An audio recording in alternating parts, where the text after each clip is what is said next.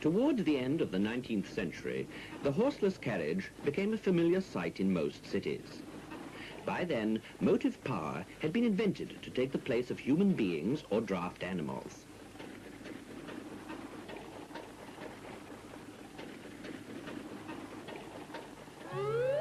First came the steam engine, but later on the handier internal combustion engine was adopted. A mixture of gasoline and air is ignited in the cylinder, and the up and down movement of the piston is converted into rotating motion.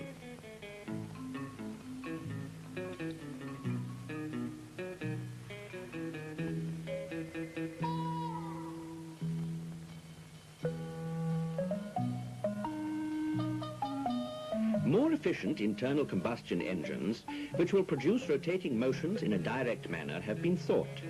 But meanwhile, the automobile industry developed on the basis of the reciprocating piston engine. In this system, gas is supplied and removed from the cylinder through valves coupled with the crankshaft by a complicated linkage. Such old-fashioned mechanisms are used even today. However, there is now a much simpler system.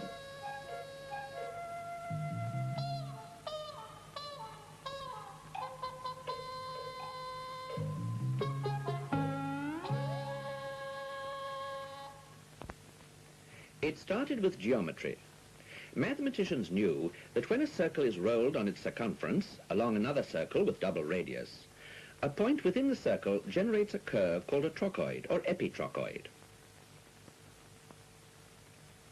Now, if you inscribe a triangle within an epitrochoid like this, you are getting close to the basic theory of the rotary engine invented by Dr. Felix Wankel of Germany. Various other figures can be inscribed in an epitrochoid.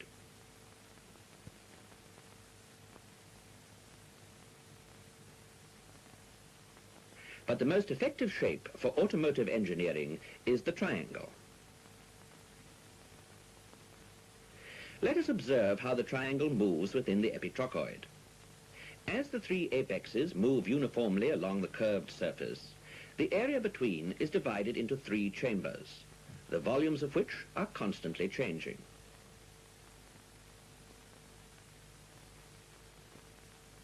At the right is the conventional reciprocating piston engine. In the rotary engine, however, the cylinder is replaced by the rotor housing, and instead of a piston, there is a triangular rotor. The orange-colored part is the eccentric shaft, which acts as a crank.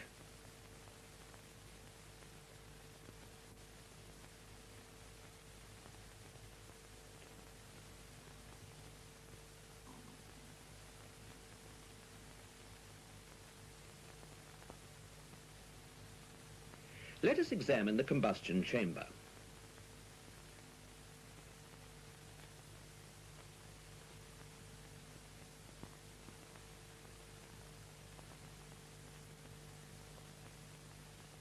In the conventional engine, the cylinder volume changes as the piston goes up and down.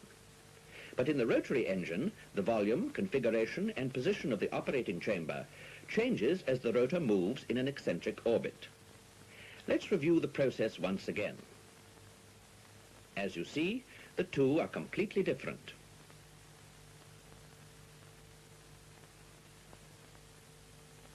Reciprocating piston engines generally require valves for gas intake and exhaust. The mixture of fuel and air is introduced through the intake port by opening the valve and depressing the piston. When the valve is closed and the piston is pushed upward, the gas is compressed. As it ignites, the piston is forced downward by the explosion. The exhaust valve is then opened, and burned gas is forced out by the rising piston. Gas is taken in again, and the process is repeated. While the shaft turns twice, explosion occurs only once.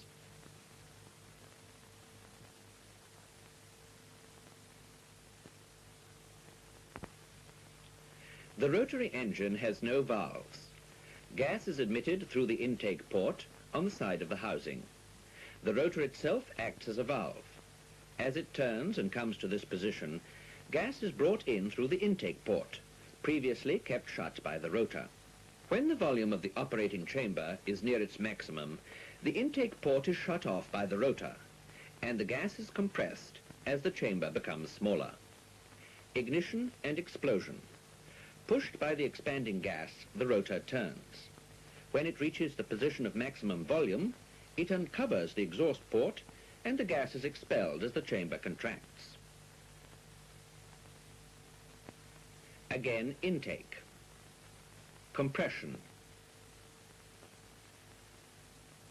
ignition, and exhaust.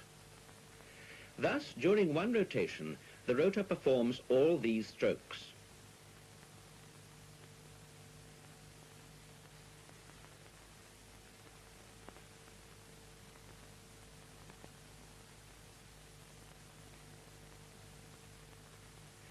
Since it has three sides, the same process is repeated continuously.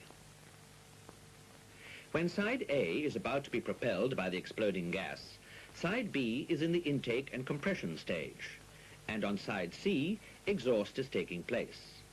Then side A goes into the exhaust stage, while side B is expanding, and side C begins the intake and compression cycle. Observe that as the rotor makes one turn, the output shaft makes 3 turns, and ignition and expansion occur 3 times. With the triangular rotor, intake, compression, expansion, and exhaust are performed most rationally and efficiently.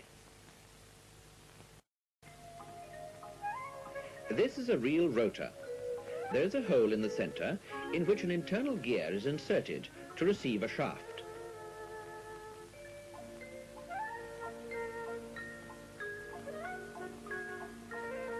This is the eccentric shaft, actually the main shaft.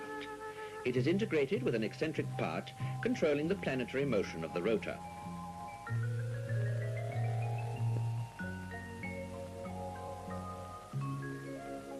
The rotor is fitted onto the eccentric shaft. You can see by turning the shaft, it performs a simple rotating motion.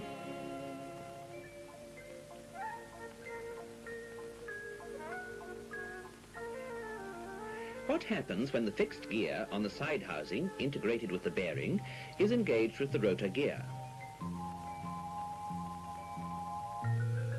The rotor moves in a planetary orbit around the shaft.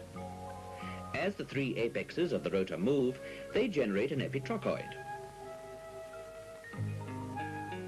You will notice that while the rotor makes 1 turn, the eccentric shaft makes 3 turns. Now compare this with the crankshaft movement of a reciprocating piston engine. While the shaft turns twice, explosion occurs only once. On the other hand, in the rotary engine, 3 explosions produce 3 revolutions of the shaft, providing greater efficiency.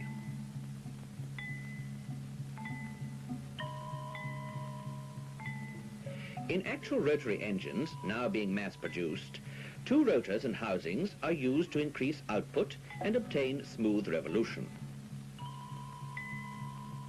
From this cutaway model, you can see that the rotors, engaged with the fixed gears, are making a peculiar motion.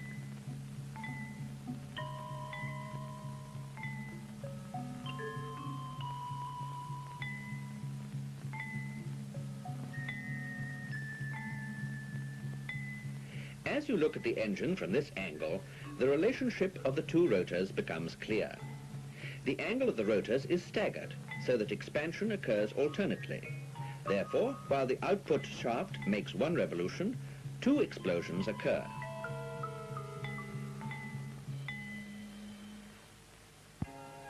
Thus, the rotary engine, whose structure and performance are completely different from the piston engine, has many advantages.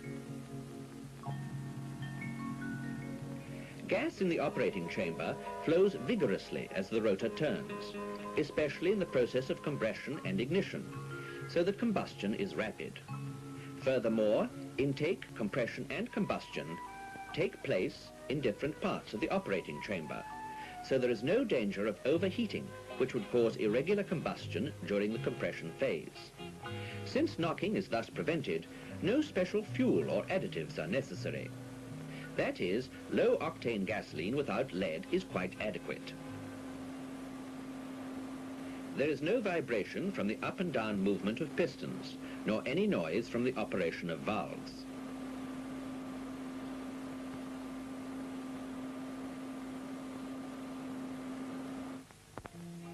Because the structure is so simple, there are fewer parts.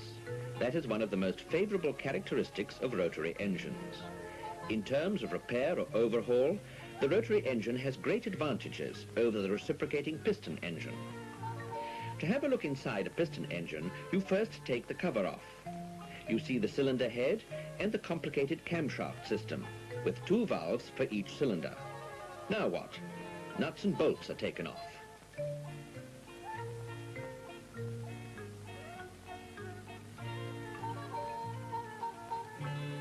The job on the rotary engine will be finished pretty soon.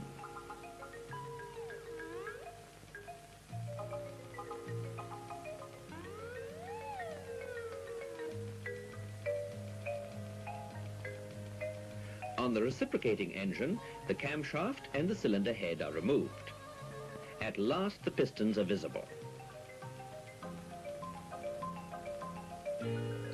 Now let's compare the parts of the 2 types of engines. This reciprocating piston engine requires 6 cylinders to obtain a performance equal to a 2-rotor engine of the rotary type.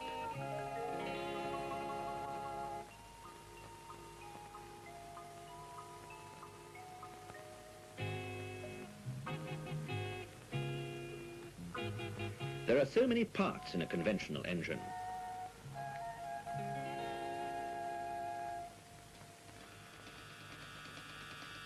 The rotary engine was invented in Germany, but was first mass-produced successfully by Toyo Kogyo of Japan, the manufacturer of Mazda vehicles. Now it is drawing attention from all over the world as the engine of the 1970s. Just as jets have superseded propeller-driven aircraft, it will only be a matter of time before the reciprocating piston engine is replaced by the highly efficient rotary engine.